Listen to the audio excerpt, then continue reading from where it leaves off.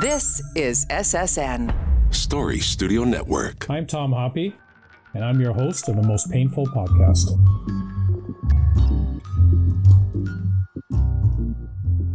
On our last episode, we spoke to Dr. Brenda Lau from Vancouver on brain health. And she talked a lot about gut health, movement, muscle building, hydration, stress management, sleep, minimizing inflammation, and relationships. She touched on all these because they do tie into brain health. So this was a very full-packed episode with a lot of information. If you missed this episode, you can listen to it on our Spotify and Apple podcast. In Season 3, we had an episode with Dr. Eugene Matta on osteoarthritis and how it impacts the body. And he provided some strategies that can help people suffering with OA. On today's episode, we are going to speak to Dr. Pavlos Bobos, who is an assistant professor in musculoskeletal health and a clinical epidemiologist and received education in physiotherapy. He has just completed the latest research on regenerative procedures for osteoarthritis. Pavlos, welcome to the show. Thank you very much for having me. And you're also a veteran, I read in your bio. Yes, absolutely. Yes, that's correct. Yeah, so it's great to have you on the show. I think a good spot to start is maybe you can just talk to us about what is this research project, what's the title, what were you looking at, and we can go from there. Yeah, so our research actually focused on intra-articular injections for knee and hip osteoarthritis. So if you think about osteoarthritis, it's one of the most prevalent musculoskeletal conditions, and it's actually affecting millions globally. And knee and hip joints are the most common sites. So if you think about how decades of research and widespread of use of treatments like hyaluronic acid, corticosteroids, there is still significant uncertainty about, for example, their short-term efficacy and safety or long-term efficacy. And we did our study to address these gaps by focusing exclusively on large, high-quality randomized trials and provide the most reliable evidence. So maybe you can just clarify, when you talk about some of the treatments in the past, maybe just for our audience, you can explain what those treatments are, how they're administered, and why there is potential concern about the long-lasting effects of that. Yeah, so these treatments are intra-articular injections. They can pretty much vary from PRP, from corticosteroids, or viscous supplementation like hyaluronic acids. They can be any like high or low molecular weight. It doesn't really matter. So what we did is we compared all these different interventions with placebo. So you have you have a number of patients that come in. So one would receive the actual medical treatment and the other would receive a placebo. Yeah, so what our study did was actually combine evidence from randomized trials. These studies are actually experimental studies that they have one group that receives the experimental treatment, and usually most of the times is the actual drug, and the other group is receiving the placebo. And the actual, let's say, process is people are getting randomized without knowing which treatment are going to receive. That's the basic idea. So our study actually combined 57 randomized trials, and we have more than 23K patients with osteoarthritis. And so what was the outcome between the people using the medication and people who were not? The outcomes that we were focused on was actually, if you think about osteoarthritis, is the hallmark symptom of osteoarthritis is pain. So we focused on pain, function, and also safety, which is adverse events. So whether these interventions actually are causing any problems or not. So could you maybe dive deeper into that, the pain, the function?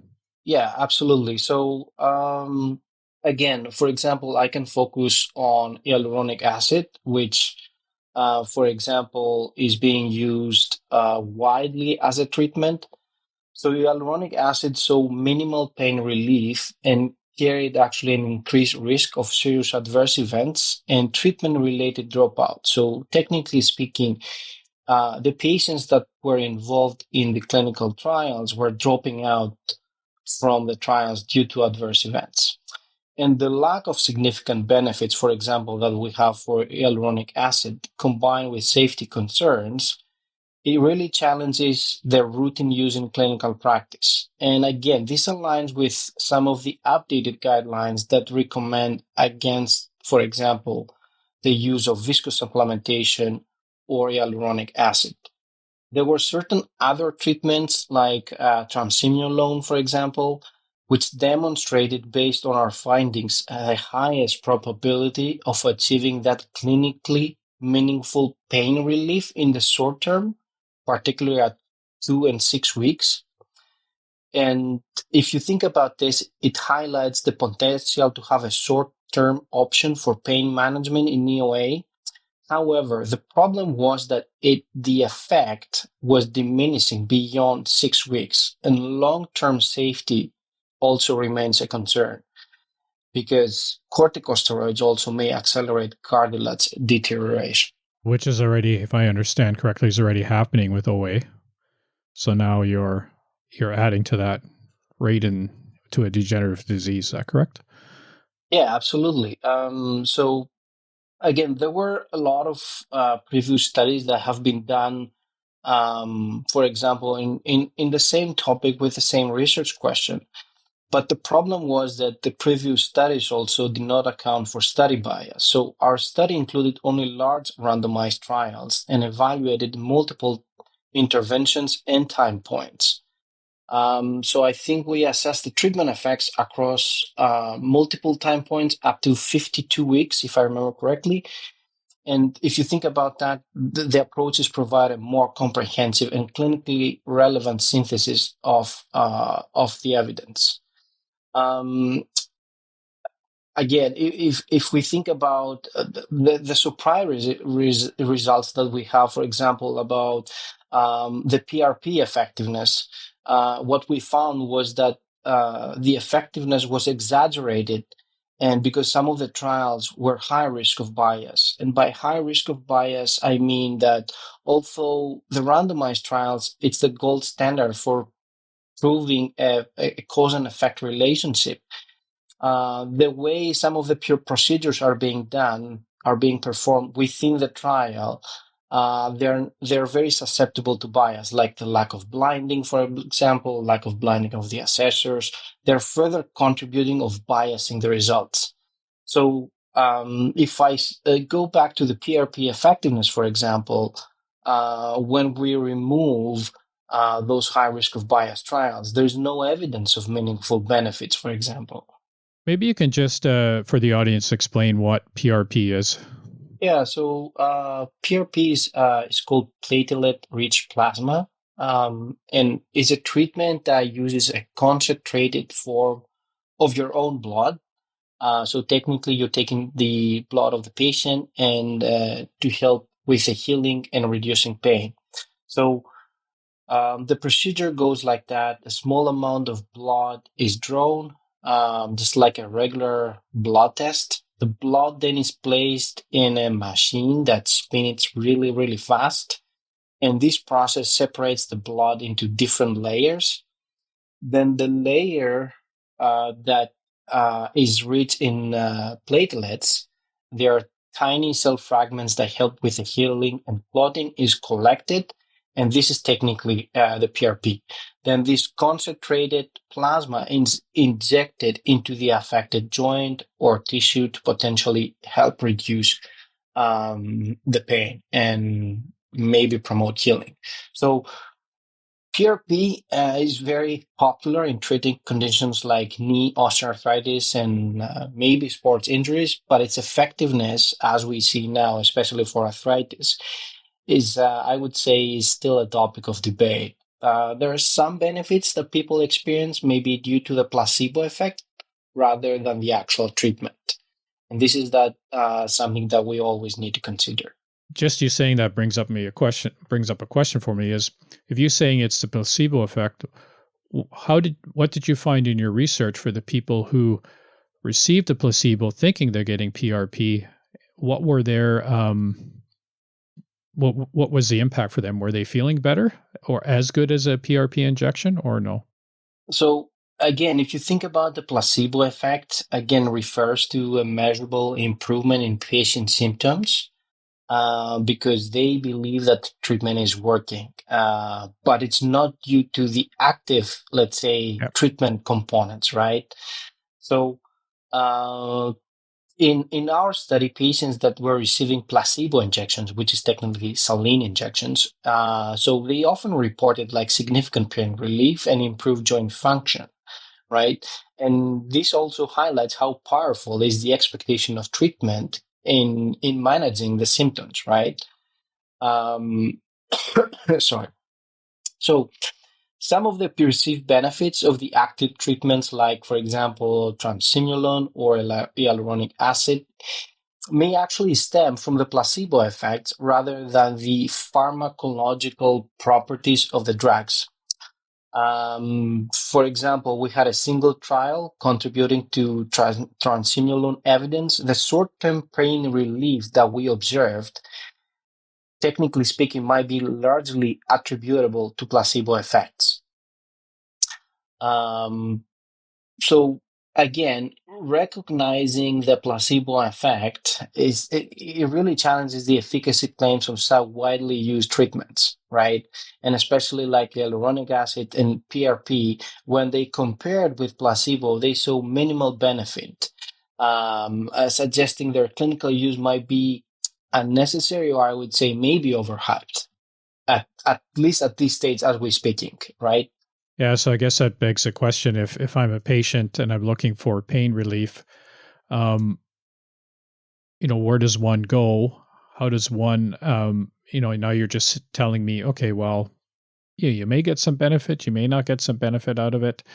So how does your research then, I guess it helps inform clinicians, but would your research also help inform patients on to make decisions for themselves on what treatments to use? Yeah, this is a very nice question. Again, if you think about the research that's being done in osteoarthritis, the problem is we don't have no cure. What we can do at this moment is we can actually treat the symptoms, right? And I said before, the hallmark symptom of OA is pain. So it's a degenerative condition with no cure.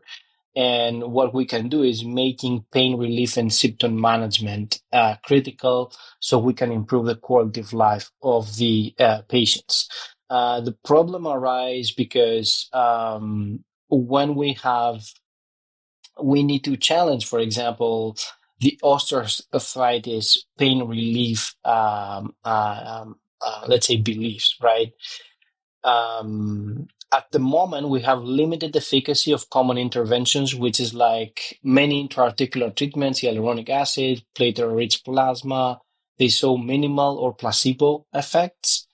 We have other therapies, perhaps, that may contribute to the relief of symptoms, like exercise, for example, with no serious adverse events, like we have, like the ones that we have in the intra-articular injections. And we have done also another big network meta-analysis in the past, which we compared NSAIDs and opioids. And again, what we found was that opioids, for example, they never actually worked or improved pain, and there were a lot of serious adverse events. And some of the NSAIDs, for example, they were very effective in reducing pain, but again, with adverse events. So if the patient wants to seek some kind of treatment there, they need to make some kind of informed decision making with their physician or the therapist, whatever is that, maybe a physiotherapist, and they need to explore the options and they need to decide and make an evidence informed decision. So there's a lot of uncertainty in my answer there, but thinking about every patient is unique. And again, every patient, all the goals and the symptoms that may have, they're very personalized, and it's very how the physician or the therapist can address these symptoms on a personalized manner. And I agree with that. I mean, I've always, for myself, and I think for others that I've spoken to, is knowledge is power.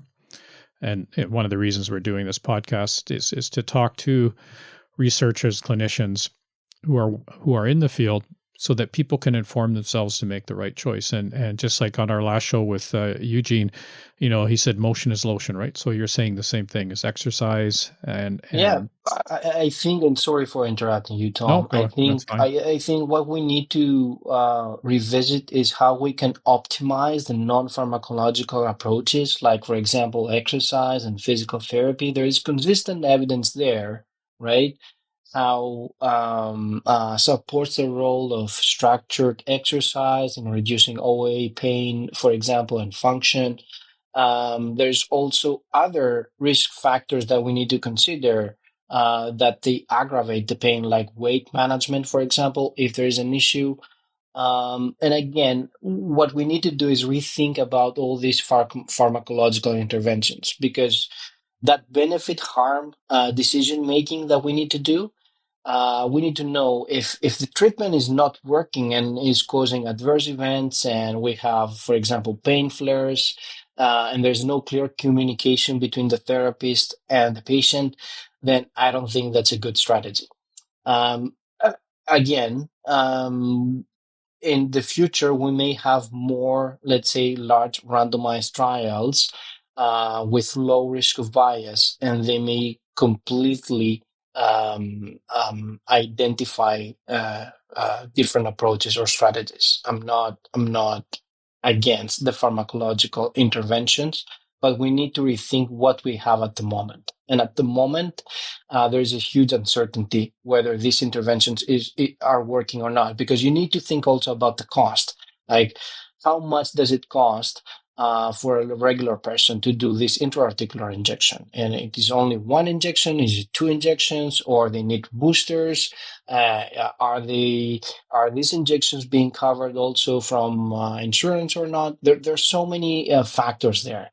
Yeah, and I agree with that. I mean, myself, I like to go as healthy as I can because everything has has a reaction or a consequence to it, taking one thing or another. But I guess some people get to a point where, like you said, that's a decision that's made between the patient and the and their clinician, is to say, okay, at some point they may be in too much pain. So what else is available to, if they're doing everything that they're supposed to be doing, they get to that final point.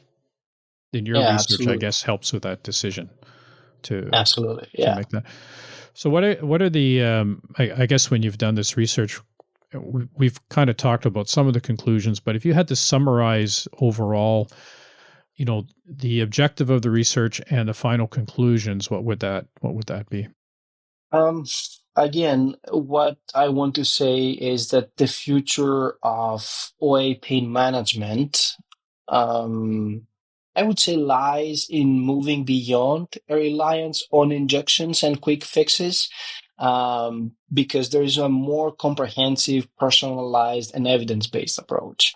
Again, I talked about the exercise, and I may be biased, right? Because again, I am educated in physiotherapy. I'm also promoting exercise and a healthy lifestyle. Um, but again, if we circle back to what we found in terms of efficacy, the alone, for example, was the only intervention that we had a clinically meaningful pain relief at 2 and 6 weeks post intervention. But again, the benefits were short term and likely influenced by placebo effects. And those results are based on a single trial. It came only for one trial. For hyaluronic acid, for example, we found no significant pain relief compared to placebo, and it was highly associated with increased risk of serious adverse events, right? For PRP, again, we found exaggerated treatment effects that they came from high risk of bias trial. So technically speaking, we have no confidence in these results. And there were no meaningful effects when these high risk of bias trials were excluded. Again, the clinical implications, and again, the strengths of our research was actually that we focus specifically on large randomized trials, because the small studies that are being published, that they have, for example, less than 100 people per arm randomized, they're susceptible to small study biases. And another strength of our study was also that we include a comprehensive evaluation across multiple time points. So we actually examined the effects from 2 weeks all the way up to 52 weeks, so up to 1 year. And we have also very robust statistical analysis using a very powerful tool, which is called network meta-analysis, synthesizing all the evidence from the available randomized trials. So if I want to give one line, for example, for our conclusion, is that our study pretty much highlighted the limited efficacy and safety of most of the intra-articular interventions for knee and hip OA. Yeah, because I know you talk about the PRP, and I've seen that advertised many times, where it's Yeah, something that can help you. It's safe because it's your own blood and that kind of thing. yeah, yeah, But for you're sure. saying that there's some questions around its Yeah, effectiveness. Yeah. yeah. I think there is a mismatch between what is advertised and, again, thinking about from the industry perspective, a lot of the pharmas that they're selling these drugs, they invest a lot of money in marketing. So this is something also that the patients need to consider. And again, with discussion with their physician or the therapist, they can make that informed decision. So if you have the whole package and the whole truth, then it's up to the patient to decide. And if some patients they pretty much have improvements and they feel okay after the injections, it's totally up to them to do the injections, right? If some patients also they're feeling good after exercising, and some of them they're not, then again, in discussion that they have with their physician, they can find other solutions and what works for them. Again, not everyone is the same. That's what I'm trying to say. Yeah, and I think that's where the once again, information is power, and but also there's so much information out there, it's hard to sometimes sift through what's actually fact or what's been peer reviewed and what isn't. And Yeah. there's, like you said, biases attached to it. So people like yourself who are doing this research, I think it's important to kind of help us or help the audience to weed through it. And we'll make sure that we'll link because it is published already. Is that correct? Yes, the Yeah. study is Yeah. published so everyone can read it. And again, thinking about the type of study that we did, we also critically appraise its study, because doesn't mean that one trial that is peer reviewed and published in a journal is actually good. It can be quite the opposite, actually. And again, what our study does, it critically appraise its study. That's why I'm saying there are studies with low risk of bias, high risk of bias, and how they inform the evidence pool of the findings that we have. So there's a lot of things to consider. And again, the physicians need to be up to date. Our study is contributing, to the clinical practice guidelines, hopefully to the right direction. And again, what we're requesting is more future research. And if these treatments are working, we need more randomized trial, and we need good randomized trials. Yeah. And at the end of the day, I think what I'm hearing from you and what we've heard from many other people is let's try the exercise first. Let's try the nutrition. Let's Yes, try that exactly. first. Yeah. Exactly. Yeah. We have these options available. Let's try the exercise. And I think the problem with exercise is sometimes, and I can speak of myself because I had a lot of injuries, and when I connected with my therapist, for example, and they propose, okay, you need to do those exercise. One of the problems that I had was I didn't adhere to those exercises. Okay, you know what? I did my first, let's say, session of exercise, but then my adherence was very poor. So that's another issue because, for example, if I'm saying to you, you need to take this pill every day, you will take it. But with exercise, we need some activity from the patient. And I can speak of myself, right? So I didn't do this exercise. So my recovery was actually, you know, not progressing as it should. So those are some of the issues that we need, to discuss. And again, exercise is medicine. I do believe that. We can start from that, conservative treatments, and we can go all the way down to the road and see, if exercise is failing, what we can do next. Yeah, and that's a topic in itself. I know in our season 4, we talked to Leroy Ho from Vancouver, who spoke about physiotherapy and chronic pain and the process there about exercising. But yeah, I think there's lots to discuss about that. And we're at the end of the show. So Pavlos, thanks for being on the show. And it was interesting to hear about this. We are going to link the research paper to this podcast, so if people want to read it, they can go through and educate themselves some more. So appreciate you being on the show. Amazing. Thank you. Thanks for having me, Tom. So for our next show, we're going to be talking postmenopausal symptoms. I only have a few more episodes left for this season, so tune in for that one. For feedback about the show or more information on chronic pain, you can visit our website, veteranschronicpain.ca, or follow us on Facebook and X at Chronic Pain COE, and on Instagram at chronicpain_COE. So for the audience, stay safe and keep the hope alive. The Most Painful Podcast is produced for the Chronic Pain Center of Excellence by Story Studio Network.